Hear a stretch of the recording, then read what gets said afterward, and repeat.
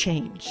That magical place where life shifts from struggle to ease, from stagnation to forward movement, from old ways of being to new ways of becoming.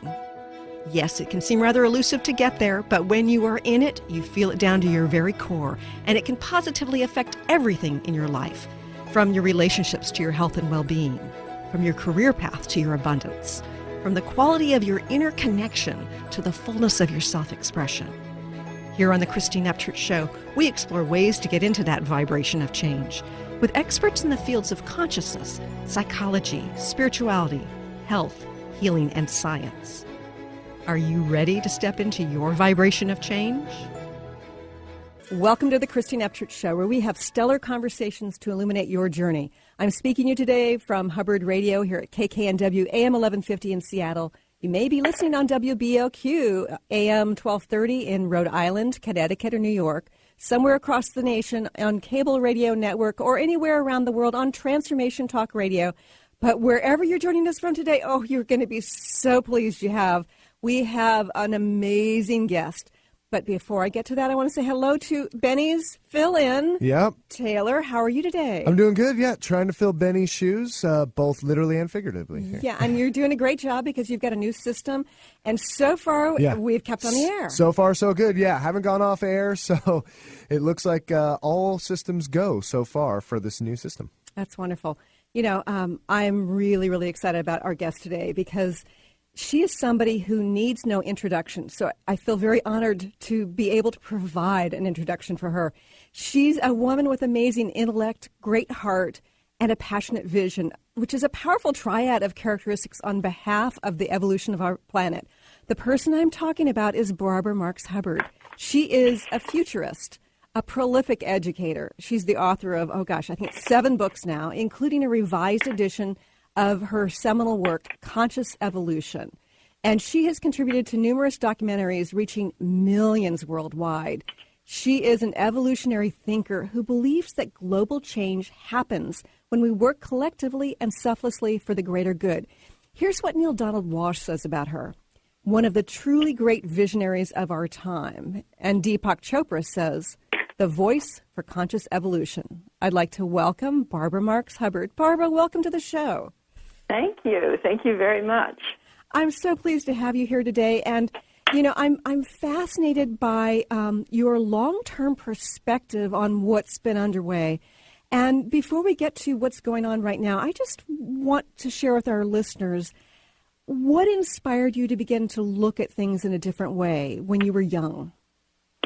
It's such a good question.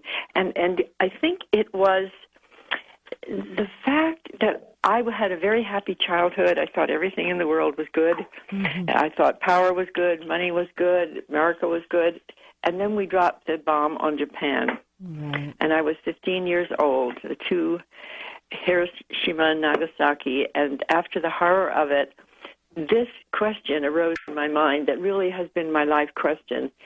And here's the question. What is the meaning of all this new power that's good? What is the meaning of science, technology, industry? See, America was at the very, very top of that power. Mm-hmm. And I had been told the power was good. And I had this intuition that if we had more and more of that power and used it to destroy and create a competition, that we would destroy everything. I got that very early. Right. And then I also believed that there must be some good meaning for all this power. Right. So I asked, what is the meaning of the power? And I started on my search. I joined the church when I read about Jesus. I was Jewish agnostic, so I had no religion.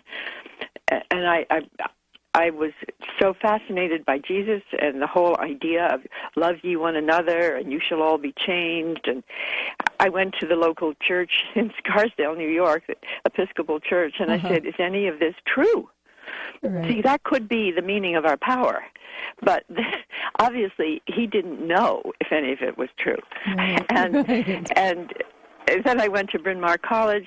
You couldn't take any course whatsoever on the meaning of our power or the direction of human civilization or vocation in terms of civilization.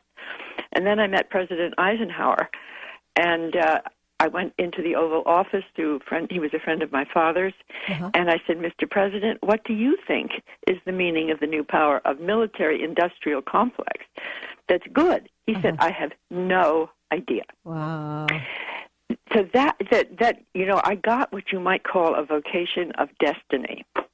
A vocation of destiny is something that once it gets hold of you, you can't let it go, or it won't let you go. Right. So it would not let me go, and I began a lifelong search. And the amazing, stunning reality is it's still true that nobody in our culture, no cultural icon or entity or organization is able to tell humanity the meaning of our new power that's good. We have transhumanists that say we're going to create a new species. That's one thought. Right. There are those who say it's too late and we've already overgrown and the environment will collapse. Sure. That's another group. Then there's another group that says, I think we could make everything nice for everyone, just like if we stop fighting. Sure. There's that group. So there are tons of groups. But the group that I have been forming is a bigger group. It has a context that puts us in the context of the whole story of creation, from the origin of the universe for the 14 billion years of evolutionary transformation when we're in it. And conscious evolution means we are evolution becoming conscious of ourselves. We are affecting evolution because we, in a way, are evolution. Right. Now, all species before us have been part of evolution, but they didn't know it, and they didn't know that they could destroy themselves by their own behavior. We do. So our crises that we are facing as a species are, in fact, the evolutionary driver. So I'm sorry, that's a long answer to how I got started. But I got started with the question. I had a lifelong search. I began to see that the meaning of our power is to actually give birth to a co-evolving, co-creative species, a new species, or an evolving species of Homo sapiens sapiens. This species is right now multiplying everywhere with no name, no identity. So my real purpose in life is to help connect and discover what's working among the emerging species of humanity. Wonderful. Now, do you believe if we have a question that there is an answer out there? If there's a question, is there an answer? Yes. Well, I'm one who's always asking. You see, here's the way I do it. I believe very much in asking questions. And I ask the universe. And I mean God, source, spirit. Sure. Just to simplify it, I call it universe. What's the meaning of our power? Universe. What's our story? Universe. What kind of person can handle all this power? Then I listen. I turn off mental mind. I don't go into a channeling mode. I go into a higher mind listening. And I have found that if anyone really asks, Jesus' famous statement, ask and it shall be given, knock and door shall open.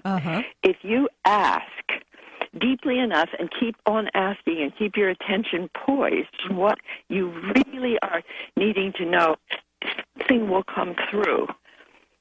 And so I wouldn't want to use the word answer, but response is better. And then the way you handle the response. We seem to be having a little technical difficulty here. We're going to go to a break a little bit early, but stay tuned for more with Barbara Marx Hubbard on the Christine Upchurch Show. Good. I'm feeling good. The vibration of change, that magical place where life shifts from struggle to ease, from stagnation to forward movement, from old ways of being to new ways of becoming. If you're like I am, it can be rather elusive to get there, but when you are in it, you feel it down to your very core, don't you? And it can positively affect everything in your life, from your relationships to your health and well-being, from your career path to your abundance, from the quality of that inner connection to the fullness of your self-expression. On the Christine Upchurch Show, we explore ways to get into that vibration of change with experts in the fields of consciousness, psychology, spirituality, health, healing, and science. Join me, Christine Upchurch, every Friday at 11 a.m. Pacific Time, 2 p.m. Eastern Time on KKNW AM 1150 and Transformation Talk Radio, and learn new ways to step into your vibration of change. This is Peggy Snow, practitioner at Stellar Reflections, with a Stellar Reflections Minute. So many people these days are trying to find ways to relieve their stress. What happens to our breathing when we're feeling overwhelm and stress? When we tune in, we realize that we're either holding our breath or taking very shallow breath to signal the body that all is well, which most of the time it is. Sometimes all that is needed is a nice, deep breath to break the cycle. First, exhale to get all the stale air out by engaging the abdominal muscles and blowing gently. Next, take a nice full breath in, feeling it fill your body all the way down to your hips. Release fully and enjoy the freedom of movement. Notice how your body feels. Do you feel refreshed? Calmness is only a breath away. This has been a Stellar Reflections Minute. For more information about what we offer at Stellar Reflections, visit us at stellarreflections.com or call 425-999-9836. That's 425-999-9836. How many times do you find yourself saying, "It was nothing"? Next time someone tells you, "Great job," you'll know how to accept it and not deflect it by listening to Courage to be Seen Radio with host Sherry Clark. Sherry Clark is an experienced global engineering leader, coach, and mentor. From her experiences one-on-one coaching to corporate consulting and executive coaching, Sherry has learned many women need at least 3 things to discover and face success. Learn about the ACES program, how to survive male-dominated fields with grace and authenticity, and reach the top without ever once giving up on who you are. Courage to be Seen host Sherry Clark explores the awesome power of your entire self. Check out her website, couragetobeseen.com, and listen to the first Tuesday of the month at 11 a.m. Pacific with host Sherry Clark. You have the courage to be seen. See you later. How would you like increased health and vitality? How would you like to avoid the onset of disease as well as slow the aging process? This is all possible through a simple, safe, and natural process. Every day we are either moving toward wellness or away from wellness. Hi, I'm Mary Jane Mack. I'd like to be your partner in achieving optimal health. Contact me now at maryjanemack.com or call 425-392-0659. Visit maryjanemack.com.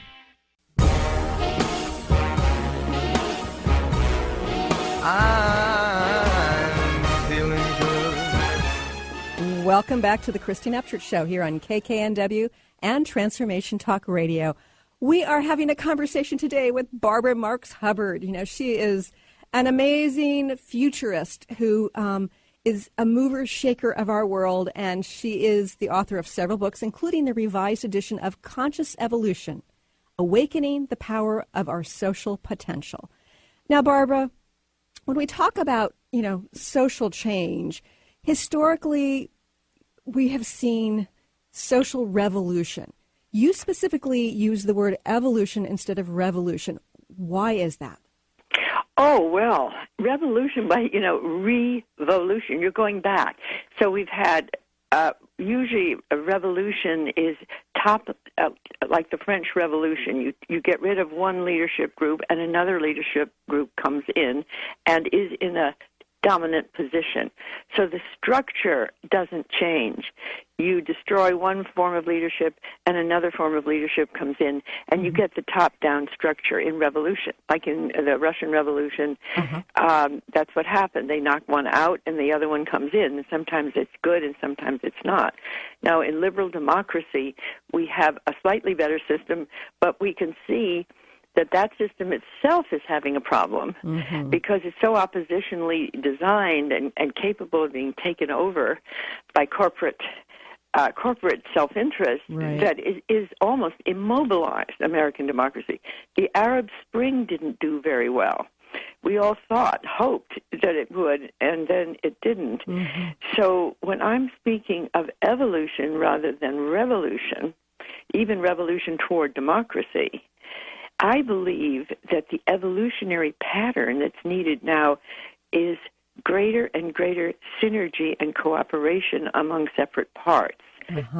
So that would mean a new, instead of Robert's Rules of Order, which is for the parliamentary procedure, and win-lose voting, we would have synergistic rules of order, seeking common goals and matching needs with resources. So, you know, we're in a bit of a mess here in the world right now, and you know, if we are going through an evolution of sorts, it's got some ugly parts of it.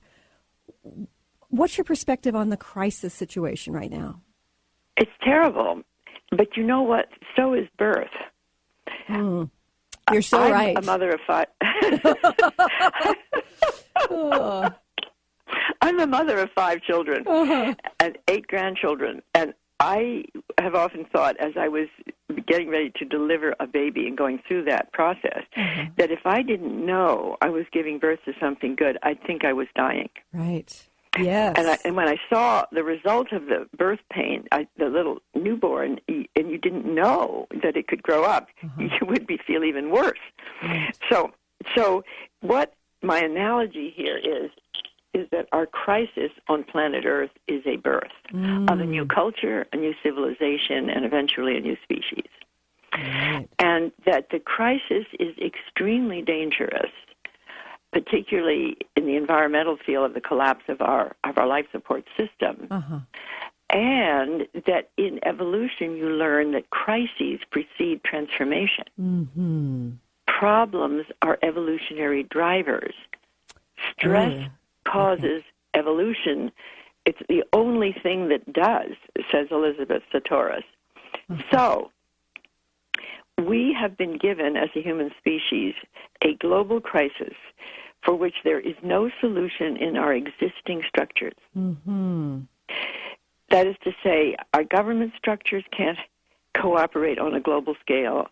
The corporate structures are not designed to do this, designed to do the opposite, which is to maximize profit. Certainly the religions of the world are not going to do it, or the universities. So the evolutionary impulse is residing in the people and in the new media and the Internet. And I believe that the connectivity within that global brain, as Peter Russell called it, within the collective intelligence with one more degree of shared purpose for cooperation and identifying what's working, we would find there's an emerging world already in our midst, already here.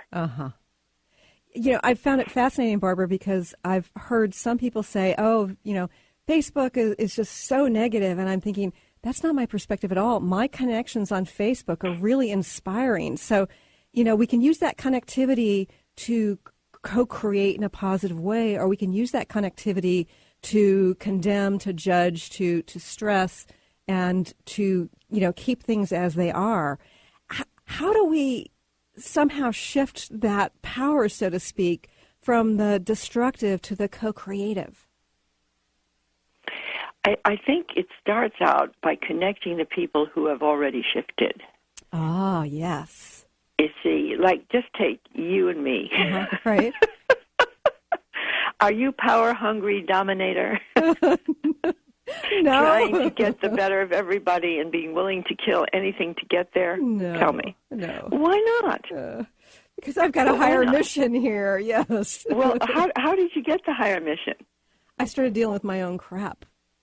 And who gave you permission to deal with your own crap and be like you are? My soul did. Said, hurry up, hurry up. Okay.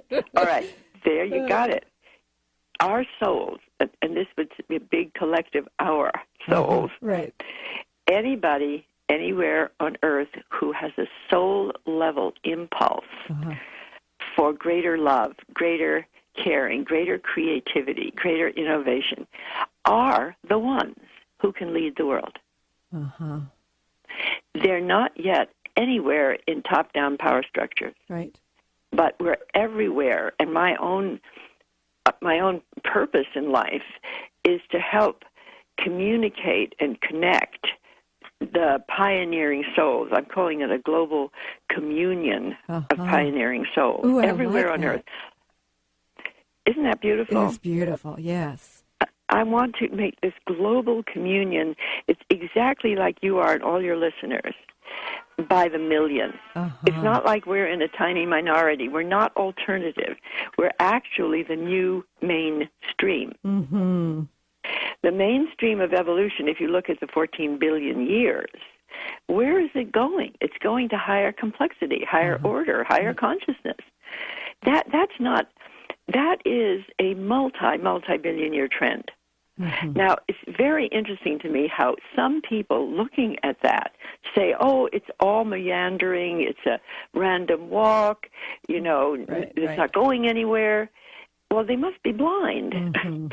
Yep. If we started with no thing at all and quarks, and we got to you and me having this conversation, and somebody said, I don't think it was going anywhere, I just say, well, you certainly are not opening your evolutionary eyes. Right. So one of my teachings in the book, Conscious Evolution, is open your evolutionary eyes. Yes. Take the perspective of the whole system that you've now been told many times, for all these TV shows, Cosmos, we know the universe is evolving, and so are we. Right. So we have no excuse anymore. That's right. And that awareness is key to participation. Yes, and so that's why I think the work of this world view of conscious evolution and the universal story of evolution, seen not only from the outside, as a continuing acceleration of complexity and consciousness, but seeing it, feeling it from the inside of yourself. Right. So what's inside you and me now? When I quizzed you as to why you're doing what you're doing and who told you and how powerful are you going to be, you said, well, it was my soul. Right. So I would say the same thing. It was my soul. My soul woke up at the time of the atomic bombs. Mm-hmm. And each person's soul has a unique soul's calling. Right. And if you can discover the deeper calling of your soul and say yes, like I said yes, I'm going to try to find out the meaning of our power. Yes. That was a big yes. It took my entire life. And so you're very fortunate if you have a yes inside yourself towards some impulse that's deeper than just a whim or a superficial desire. Right. That's very, very blessing to have it. And Barbara, from my perspective, from what I've heard from colleagues and clients and seminar attendees, people right now are feeling dissatisfied. Oftentimes they're feeling stuck.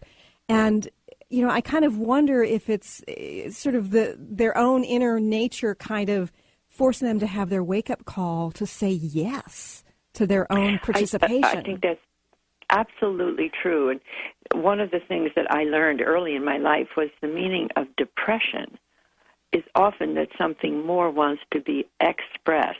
Ooh, I like that.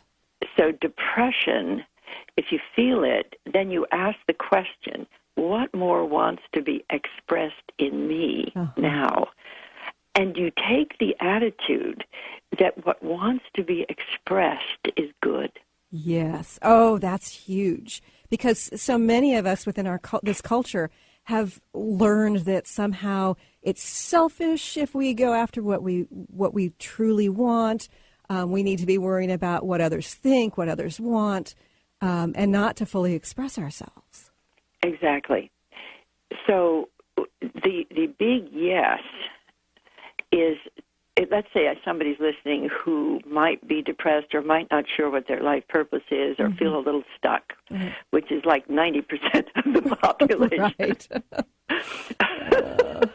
Unfortunately, that's true.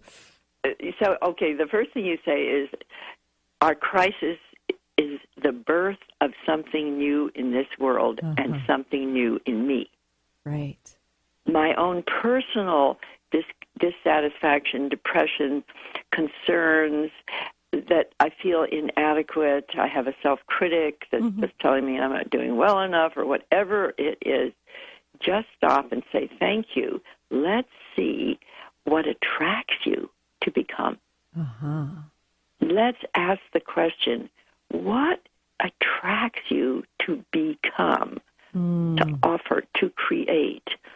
And if you just even ask yourself that simple question, and even if it seems insignificant, like I like to take walks, or I like to ride a horse, or I love children, or never mind, keep going. Follow the lead of attraction. This is evolution by attraction. I like that, yes. So I followed the lead of attraction when I was depressed. I read Abraham Maslow's book, Toward a Psychology of Being, in which he very clearly said that all self-actualizing people have one thing in common: chosen work they find intrinsically self-rewarding and of service to others. Right, right. So you have to then find your chosen work. And, you know, there are a lot of people out there that think that, you know, work is just a means to an end. But I can't imagine working in a realm where I didn't feel passionate about what it was I was doing on a day-to-day basis. But so much of the population is. Well, most of the population does not love their work. And what's happening now, I think, particularly in the millennial generation, is they're also aware that even if they manage to get into a good college, they go into debt, and then it's not easy to get a job. Right. So what's happening, I believe, is a rise of small-scale entrepreneurship. And I really believe I've coined this phrase, the freeing enterprise system. And I'm not speaking now of large corporate structures. But let's say I'm actually an entrepreneur in the sense that I've been teaching on Shift Network. The Shift Network is a business, and it has to run itself like a corporation. I am one of their teachers. Then I'm an author. So I'm with publishing companies, like for Conscious Evolution, I'm with New World Library. They are businesses. And then I'm publishing another amazing book, which is called Evolutionary Testament of Co-Creation. And this is about an evolutionary interpretation of the life of Jesus. Fascinating. And it is absolutely fascinating. And so it's being published by a small business. And then I'm going to do evolutionary Bible study groups. And they're going to be little tiny entrepreneurs. Oh, wow. You see what I mean? Yeah, I do. And we are fortunate in this culture to be able to do that and not get killed for it as you might in some other countries. Right, right. Or some other faith. Yeah. But we have a faith, and in that sense, this is very American, what I'm saying. It's a faith in the innovative creativity of each person. Right. And I have a new Thomas Jefferson statement, if you'd like to hear it. Sure, and then we need to go to break. Go ahead. Okay. We hold these truths to be self-evident. All people are born creative, endowed by our Creator with the inalienable right and responsibility to express our creativity for the good of the self and the whole. Wonderful. And so we'll talk more about the rights and responsibilities and how to be a participant in the conscious evolution on our planet. More with Barbara Marx Hubbard when we return here on the Christine Upchurch Show. I feel blossom on a tree. You know how I feel. It's a new dawn. I'm Christine Upchurch, and this is a Stellar Reflections Minute. For centuries, spiritual traditions have talked about how humans have an energy field, or aura, surrounding them. Although skeptical scientists refuted this for decades, science is now beginning to catch up with spirituality. Scientists can actually measure light emanating from living beings, so they can measure the human aura, which in scientific terms is known as the biofield.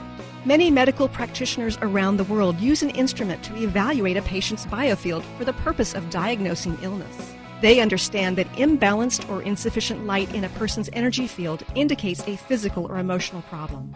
The good news? There are ways to balance and increase your light, resulting in greater well-being. For more information, please check out stellarreflections.com or call 425-999-9836. That's 425-999-9836. Are you ready to create a life you'll really love?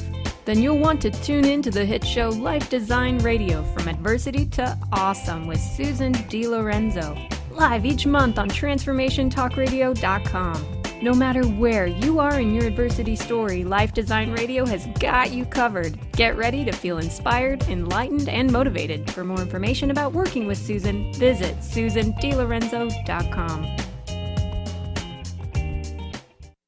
Is traditional medicine not working for you? Do you still feel as if your health isn't 100%? Here at the Holistic Medical Center, Dr. Nushin Darvish and the qualified staff look through the dimensions of wellness and start a healing plan prioritized to your needs.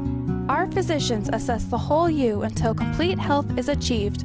Get the help you need by visiting drdarvish.com or call 425-451-0404. The vibration of change. That magical place where life shifts from struggle to ease, from stagnation to forward movement, from old ways of being to new ways of becoming. If you're like I am, it can be rather elusive to get there, but when you are in it, you feel it down to your very core, don't you? And it can positively affect everything in your life, from your relationships to your health and well-being, from your career path to your abundance, from the quality of that inner connection to the fullness of your self-expression. On the Christine Upchurch Show, we explore ways to get into that vibration of change with experts in the fields of consciousness, psychology, spirituality, health, healing, and science. Join me, Christine Upchurch, every Friday at 11 a.m. Pacific Time, 2 p.m. Eastern Time on KKNW AM 1150 and Transformation Talk Radio, and learn new ways to step into your vibration of change. For me, and I'm feeling good. Welcome back to the Christine Upchurch Show here on KKNW, CRN, and Transformation Talk Radio. I'm having a conversation today with the legendary futurist Barbara Marx Hubbard. Now, Barbara, before we went to break, you were sort of redefining or reshaping a quote and turning it into how each of us has a right and a responsibility to co-create. Yes. First of all, we talked a little bit about the rights. Where does the responsibility lie? Well, here's what I would say, and starting on a spiritual note, is you might say the creative force of the universe, the creator, God, created this entire universe, including you and your creativity. Right. So you didn't make any of yourself up. You didn't. So your creativity, my creativity, is the creator within.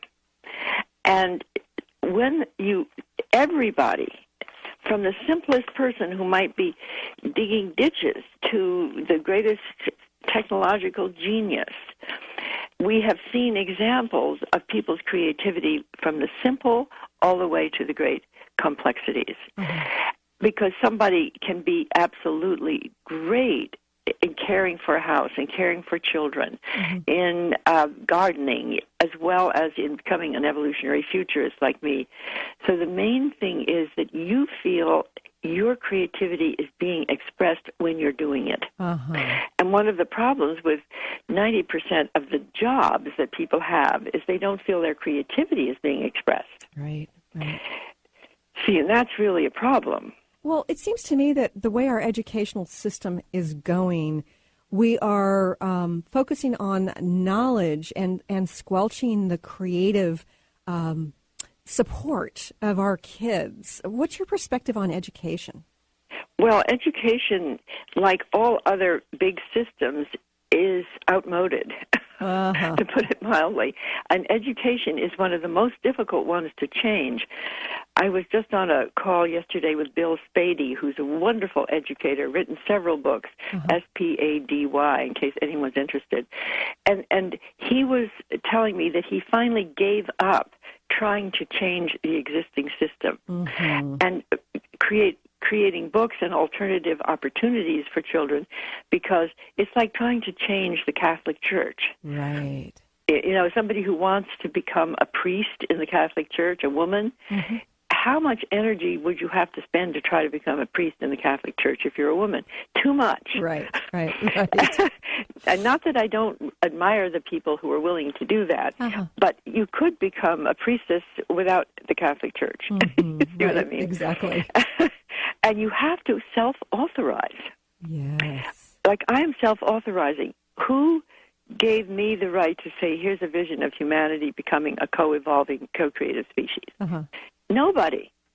Do you think I've gotten authority from the church for this? No. Or from the academic world? No. Or from the corporate world? Definitely not. Authorize me? No. So how come I got this authority? Well, it's internal. Yes.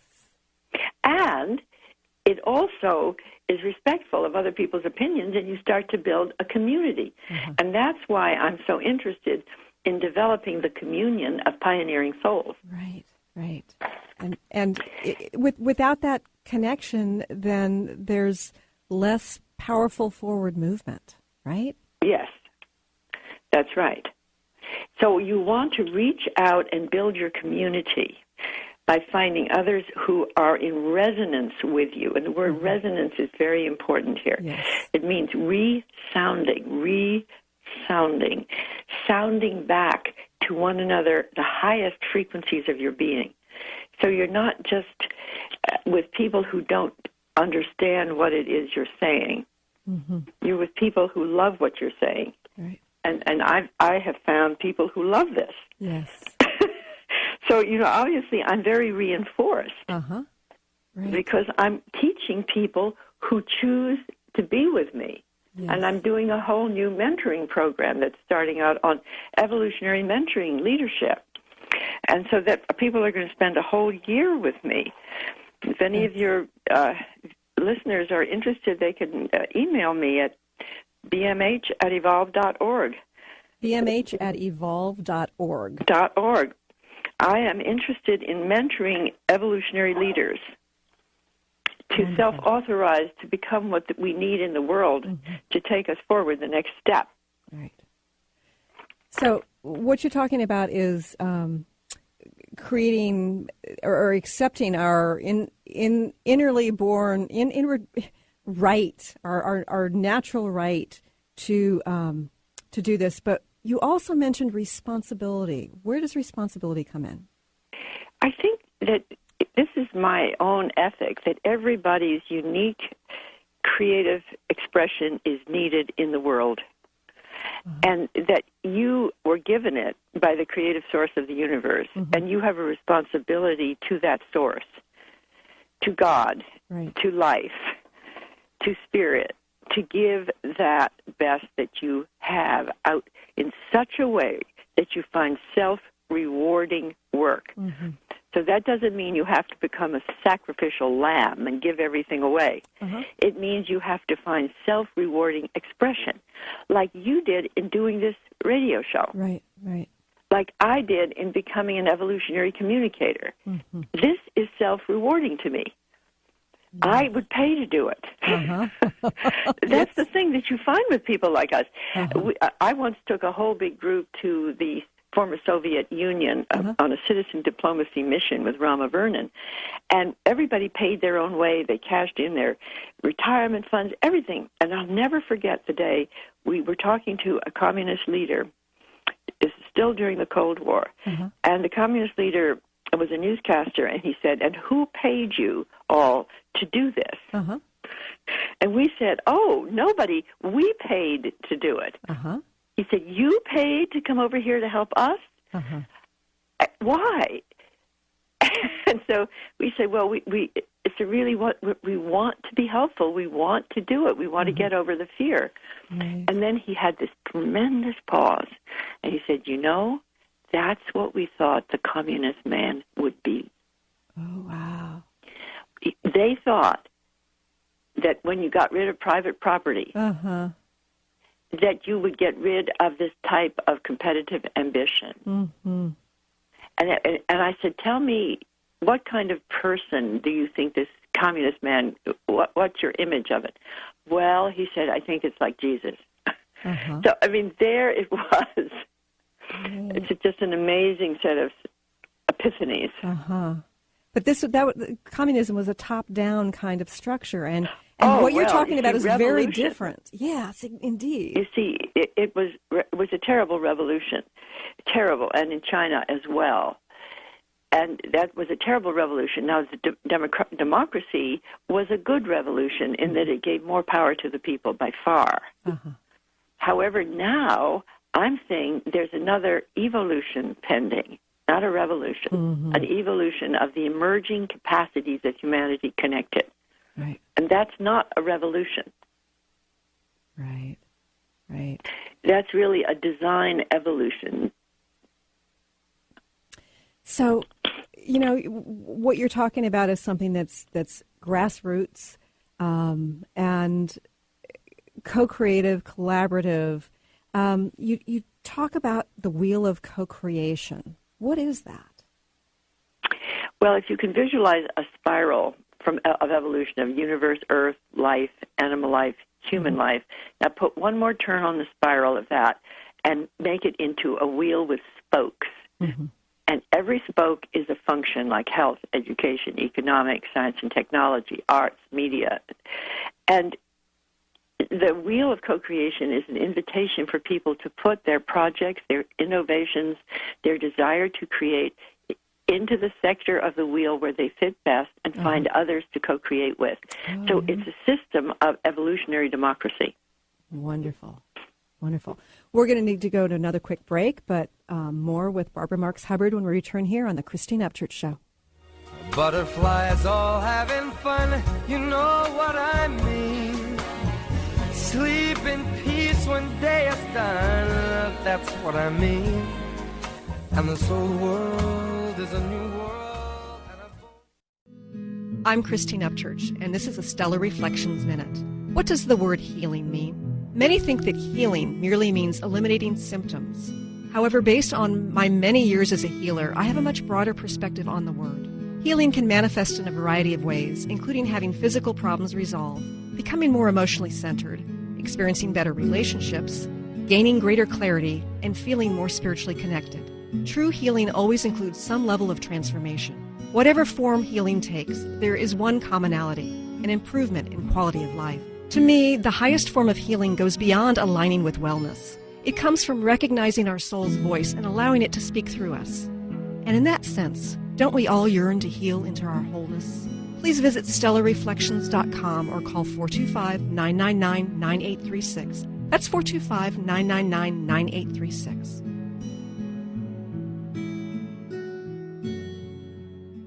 Calling all moms, it's time to awaken your vibrant, intuitive, loving self in every area of your life. Join host Debbie Pokornik as she shares thoughts, stories, and tools to help you stand in your power. Listen to Vibrant, Powerful Moms helping everyday women create extraordinary lives. Mondays at 2:30 Pacific, 5:30 Eastern. For more information about Debbie, visit empoweringenergy.com. That's empowering with letters NRG.com. The vibration of change, that magical place where life shifts from struggle to ease, from stagnation to forward movement, from old ways of being to new ways of becoming. If you're like I am, it can be rather elusive to get there, but when you are in it, you feel it down to your very core, don't you? And it can positively affect everything in your life, from your relationships to your health and well-being, from your career path to your abundance, from the quality of that inner connection to the fullness of your self-expression. On the Christine Upchurch Show, we explore ways to get into that vibration of change with experts in the fields of consciousness, psychology, spirituality, health, healing, and science. Join me, Christine Upchurch, every Friday at 11 a.m. Pacific Time, 2 p.m. Eastern Time on KKNW AM 1150 and Transformation Talk Radio, and learn new ways to step into your vibration of change. Have you been seeing numbers like 111 and 222 everywhere you go? Do you feel that the universe may be trying to get your attention, perhaps offering a message of some sort? As it turns out, numerical patterns and certain types of geometry form the very fabric of our reality, from cells under a microscope to the astronomy of our night sky. At Stellar Reflections, we offer special sessions which tap into these patterns to designed specifically to support you on your journey. The 111 and 222 activations are sessions activating new patterns in your energy field, which in turn can help you create new patterns in your life. After just one session with a practitioner, either in person or via distance, clients report gaining greater clarity, becoming more intuitive, and honoring their inner truth as they move forward in their lives. Curious about what these transformational sessions might do for you? Call 425-999-9836 or visit stellarreflections.com. That's stellarreflections.com.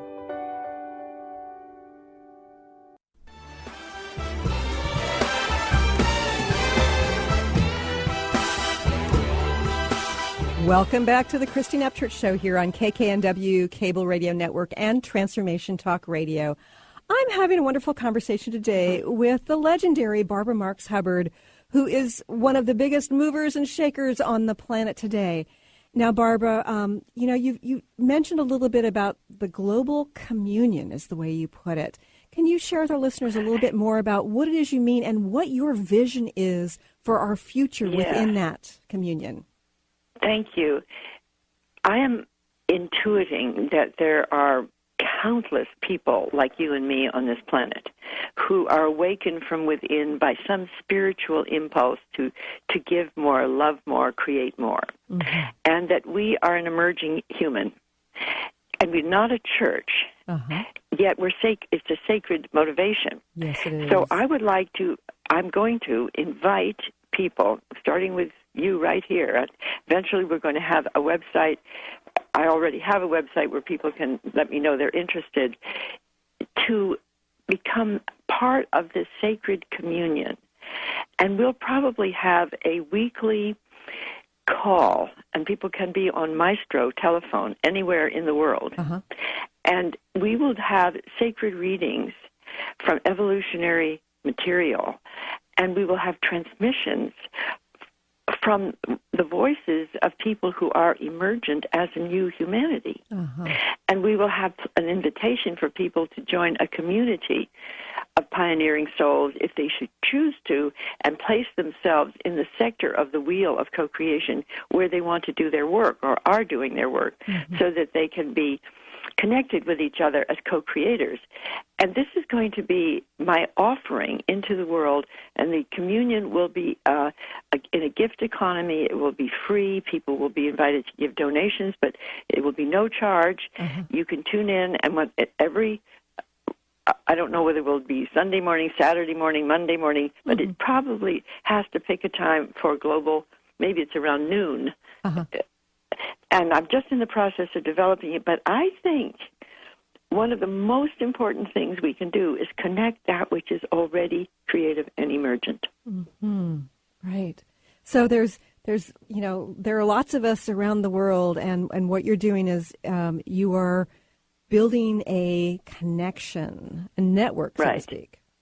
Exactly. Yeah, that's wonderful, because I think that for many of us, at least when we're first emerging, listening to our soul's calling and bringing forth what we're meant to bring forth onto this planet, we have a tendency to feel alone, and we have a tendency to feel unsupported. We feel like we're sort of, balking against the system. I used to feel that way, and until I sort of, began to collaborate with others and connect with many others who are in the same realm. But initially, it felt lonely, isolating, and a little disempowering.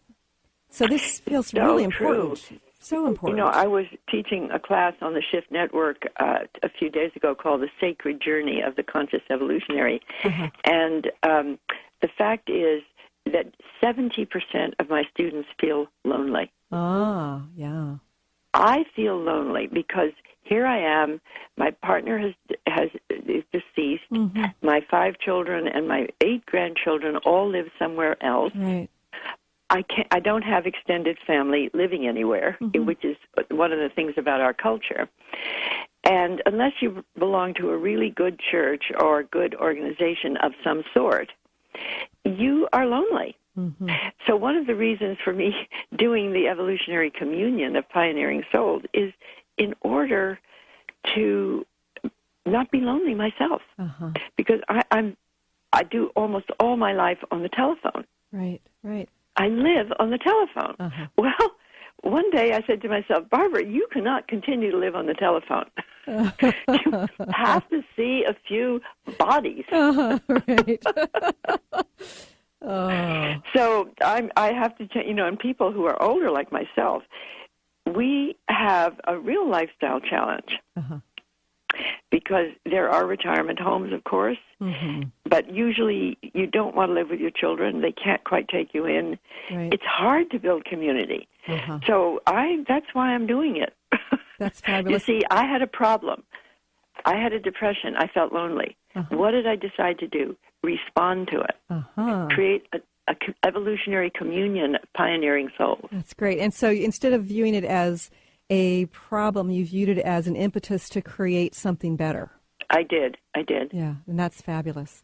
It's a great trait because everybody has problems, but not everybody tries to find out what's emerging out of their problem. Right, and I think many people think it's an obstacle to surpass, it's something to avoid, suppress, whatever, as opposed to viewing it as a means to become more. A signal. Yeah. It's a signal of more. And then think of the tendency in evolution is to create more life, more consciousness, more freedom. That's a multi-billionaire trend. That's the trend. So when you feel that way, instead of feeling something's wrong, say to yourself, oh, this is right. I am thankful that I have this impulse. I'm going to discover what it is. Right. So, Barbara, before we end the show, I want you to share with our listeners ways in which they can connect with you over this wonderful global internet. Yes, well, they can go to evolve.org, and they can just sign up for the free new news, and they'll be on my list. And, of course, BarbaraMarxHubbard.com. You've got some wonderful blogs. I was spending some time yesterday reading some of your blogs, and you really are on the cutting edge of the new mainstream. And I feel so blessed to have chatted with you, but I feel particularly blessed that you are on the planet right now, Barbara, doing what you're doing. Thank you. Thank you so much. Yes. And do you have a final 30 to 45-second message to our listeners? Well, just remember, your crisis, our crisis, is a birth of an emerging co-creative humanity. And say yes to the creativity within you, and it will guide you to your soul's purpose. Oh, beautiful, beautiful. And there are many who are feeling the impetus to find their way, and I'm so glad that you're a voice out there. Again, Barbara's book her latest one is the revised edition of Conscious Evolution, Awakening the Power of Our Soul Potential. And thank you so much, Barbara, for joining us here today. I really appreciate you being here. Of our social potential. Of our social potential, yes. Yeah. Thank you so much. And would you send me a copy of this interview, please? Absolutely. And I would love to invite you back, and I'd love to chat with you when your Evolutionary Testament of Co-Creation book comes out, because that sounds fabulous as well. Okay. Well, you be sure to do that, please. Okay, great. And just got a couple of announcements before we head out. First of all, I wanted to mention that last week I was on the Manson Mitchell show. We sort of like turned the microphones around. Instead of being the interviewer, I was the interviewee. So if you're kind of curious about my perspective about what's going on in the world right now and how we're changing, I invite you to go to my website, ChristineUpchurch.com. There on the homepage, you can click on that and listen to the show. Also, I wanted to share with our listeners, we've been talking a lot about planetary change, and as Barbara was talking about, the change begins within each individual. Now, over the course of my career as a healer, as someone who healed myself of cancer, as somebody who has been working to transform my life and help to transform other lives on the planet, one of the questions I have asked myself multiple times is, why is it sometimes we're really successful with change, and why is it other times we're not? And, when we ask that question, with that sense of curiosity and excitement and neutrality, we get answers. And I have basically gotten this answer and sort of downloaded and created this comprehensive model that focuses on the principles of change. There are some underlying principles of change. So if you are struggling right now, it means that there is an essential ingredient missing from your recipe of change. So if you'd like to learn more about it, listen to the Manson Mitchell interview. Also, on April 25th, I'm going to be teaching a class on this, and I'll be sharing more about this in the future. But I just wanted to let our listeners know that you have an opportunity to learn what it is I've been learning about, and I'm so excited to share. And I want to thank you for joining us here today. It's been a fabulous conversation with the wonderful Barbara Marx Hubbard. Go out there and share yourself with the world. Bye, everybody. Thanks so much for tuning in today. If you'd like to empower yourself to step further into your vibration of change, please visit my website at christineupchurch.com, where you can learn more about my insights, upcoming events, and private sessions.